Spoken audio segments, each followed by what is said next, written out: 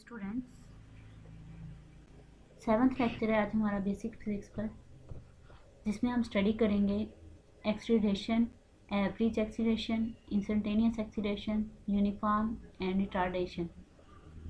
In terms के बारे में डिफ्रेंशिएट करेंगे इनको कि एक्सीलरेशन हमारे पास क्या है, अगर एवरेज एक्सीलरेशन है या इंस्टेंटेनियस एक्सीलरेशन है, यूनिफॉर्म और पॉजिटिव एंड नेगेटिव एक्सीलरेशन क्या होती है।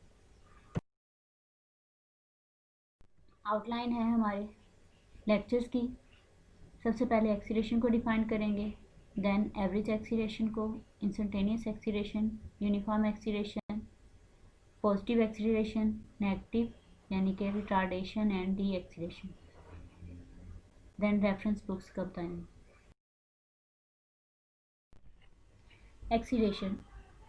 एक्सीलरेशन को डिफाइन करेंगे हम। इसकी डेफिनेशन देखते हैं। The rate of change of velocity is called acceleration, यानी कि वेलोसिटी में अगर चेंज आएगी, रेट ऑफ चेंज में कि टाइम के लिहाज से वेलोसिटी में जो चेंज आएगी उसको हम क्या कहेंगे, एक्सीलरेशन। अब वेलोसिटी हमारे पास क्या थी, rate of change of displacement, यानी कि डिस्प्लेसमेंट में जो चेंज आती थी टाइम के लिहाज से वो हमारे पास थी वेलोसिटी। अब वेलोसिटी में जब टाइम के लिहाज से चेंज आएगी वो हमारे पास क्या होगा, एक्सीलरेशन। इन अदर वर्ड्स हम इस तरह से इसको डिफाइन कर सकते हैं, the change in velocity per unit time. ठीक है, टाइम के लिहाज से वेलोसिटी में जो चेंज आए इज कॉल्ड एक्सीलरेशन। अब इसके यूनिट्स क्या होंगे एंड फार्मूलाज क्या होगा। अब आप पहले देखें ये वेक्टर क्वांटिटी। वेक्टर क्वांटिटी किस तरह से, डिस्प्लेसमेंट क्या थी हमारे पास, vector quantity. Rate of change of displacement is called velocity. Velocity is also vector quantity. इसी तरह से वेलोसिटी भी वेक्टर क्वांटिटी है। वेलोसिटी को हमने डिफाइन किया डिस्प्लेसमेंट से, डिस्प्लेसमेंट भी हमारे पास वेक्टर क्वांटिटी। तो एक्सीलरेशन हमारे पास क्या है, वे एक वेक्टर क्वांटिटी है। इट्स ऐसा यूनिट्स, सिस्टम इंटरनेशनल, इसके यूनिट्स क्या है, मीटर पर सेकंड स्क्वायर। अब ये मीटर पर सेकंड स्क्वायर यूनिट्स हमारे पास किस तरह से आएंगे,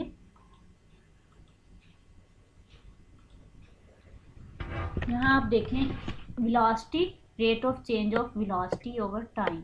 ठीक है, ये आपके पास आ जाएगा डेल्टा टी, डेल्टा वी, ये चेंज को शो करता है ओवर टाइम। अगर डेल्टा टी लिखने, rate of change of velocity. अब वेलोसिटी के यूनिट्स क्या है हमारे पास, वेलोसिटी होती है rate of change of displacement. Velocity किसके इक्वल होती है, फार्मूला क्या है हमारे पास, v is equal to D over T, D over T, rate of change of displacement. अब डी हमारे पास क्या है, डिस्प्लेसमेंट है, इसको हम मीटर्स में मेजर करते हैं, इसके यूनिट्स क्या है, मीटर, और टाइम के यूनिट्स क्या है, सेकंड। तो इस तरह से वेलोसिटी के यूनिट्स हमारे पास क्या आएंगे, मीटर पर सेकंड। मीटर है, सेकंड को आप पावर है +1, ऊपर जाके आपके पास यहाँ पे आ जाएगी -1, तो ये आ जाएगी मीटर पर सेकंड। तो वेलोसिटी के यूनिट्स हम यहाँ पे पुट करें, मीटर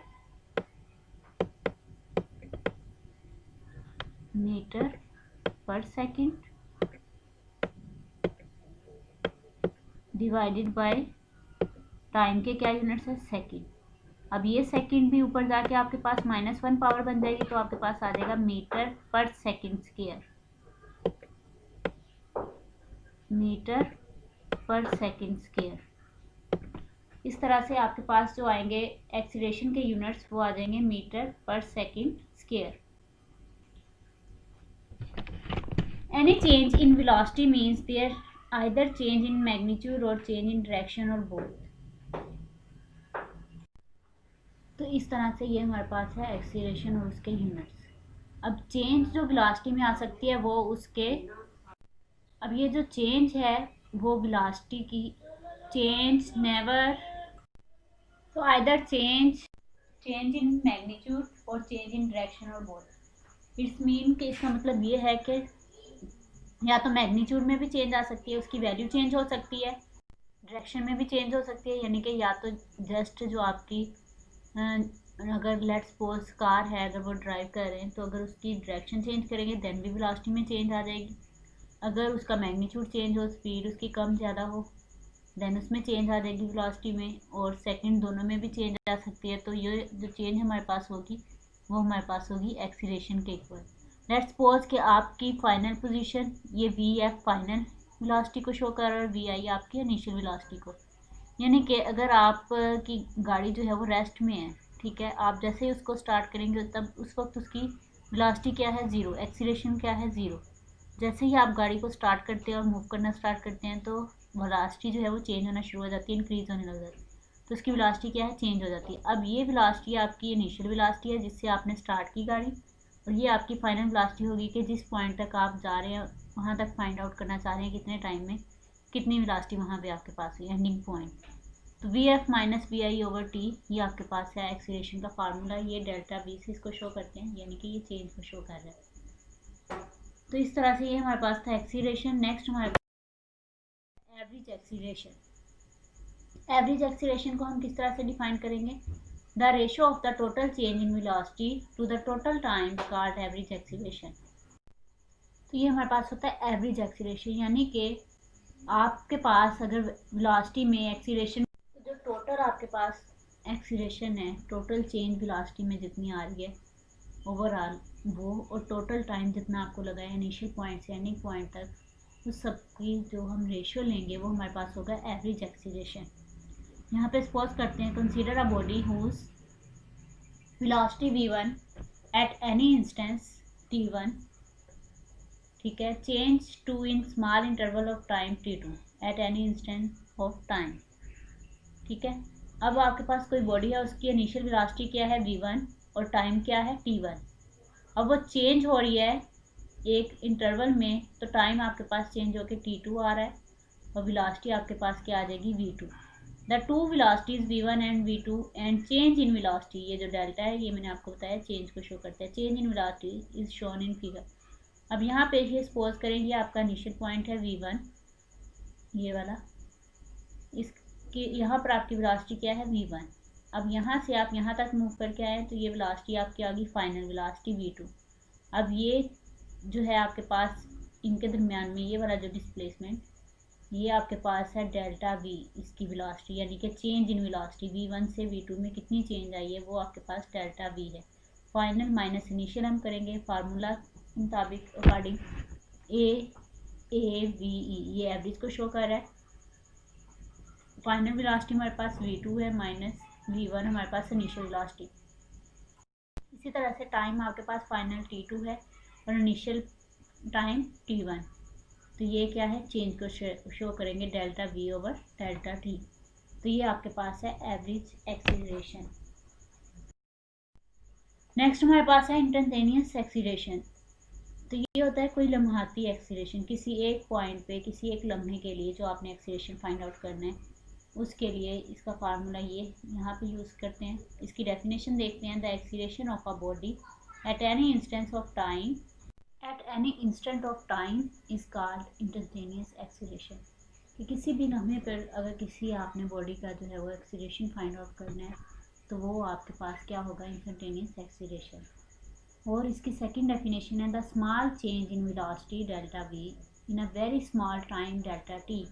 कि कोई स्मॉल चेंज आए, कहते हैं इंस्टैन्टेनियस एक्सीलरेशन, और इसको हम शो करते हैं ANSIT, इसको हम INST से, और limit delta t approaches to t में, यानी कि लिमिट एक बाउंड्री आपको उस लम्हे की बताई जाती है कि स्मॉल चेंज जो आपने फाइंड आउट करनी है delta we over delta T, तो ये आपके पास होगा इंस्टैन्टेनियस एक्सीलरेशन। ये हमारे पास है instantaneous acceleration.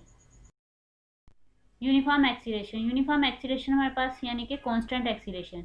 If the velocity of the body is changing by equal amount in equal intervals of time, the body is said to have uniform acceleration.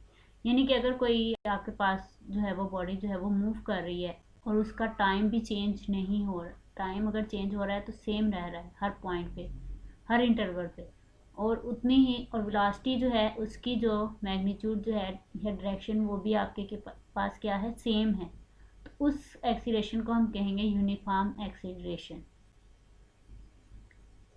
ठीक है।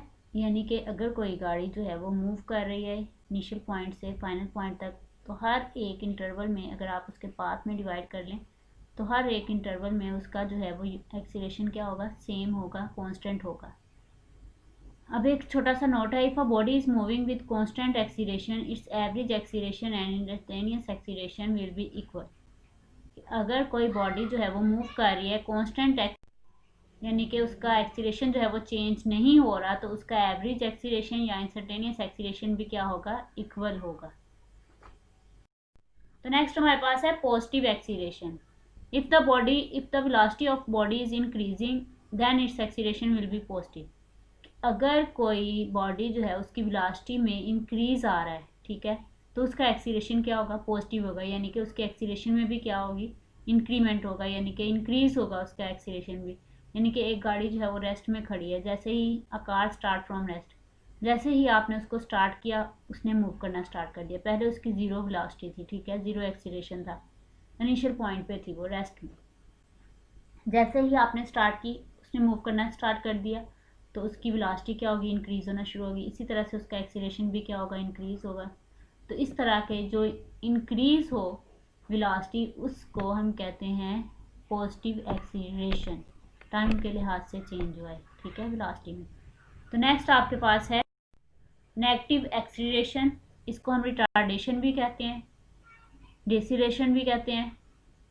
तो ये क्या है, if the velocity of the body is decreasing, अगर velocity पहले let's suppose ज़्यादा थी और बाद में वो कम हो रही है, तो उस तरह का जो एक्सीलरेशन होगा वो हमारे पास क्या होगा, नेगेटिव होगा, यानी कि रिटार्डेशन होगा, डिसेलेरेशन होगा। इसकी एग्जांपल देखें, a car comes to rest after applying the brakes, कि मतलब आप स्पीड से जा रहे हैं और एकदम से आप उसको क्या है, ब्रेक लगाते हैं। आप गाड़ी को ब्रेक लगाएंगे, अप्लाई करेंगे ब्रेक्स को, तो वो क्या होगी, गाड़ी एकदम से स्टॉप होना शुरू हो जाएगी। जैसे ही वो स्टॉप होगी क्या हुआ, उसकी वेलोसिटी जो है वो कम हो जाएगी। वेलोसिटी कम होगी तो उसका एक्सीलरेशन भी क्या हो जाएगा, कम हो जाएगा। तो इसलिए एक्सीलरेशन की वैल्यू क्या हो जाएगी, नेगेटिव। तो इस तरह का जो एक्सीलरेशन होगा उसको हम कहेंगे नेगेटिव एक्सीलरेशन, रिटार्डेशन, यानी कि आपने उसको दोबारा से रेस्ट में लेके आ रहे हो, उसकी चेंज लेके आ रहे हो, उसमें रिटार्ड जो है वो क्रिएट कर रहे हैं, तो वो आपके पास आ रही है रिटार्डेशन, ठीक है। एक्सीलरेशन डिक्रीजिंग से कम हो रहा है तो इसको डेसिलेरेशन भी कहते हैं। तो इस तरह से ये आपके पास है नेगेटिव एक्सीलरेशन। तो नेक्स्ट हमारे पास यहाँ पे कुछ रेफरेंस बुक्स हैं, इनसे आप इन टॉपिक्स को सर्च कर। आज का जो हमारा टॉपिक था एक्सीलरेशन, बहुत ही छोटा सा टॉपिक था। आई होप सो कि आपको अंडरस्टैंड हो गया होगा easily. Thank you very much and अल्लाह हाफिज़।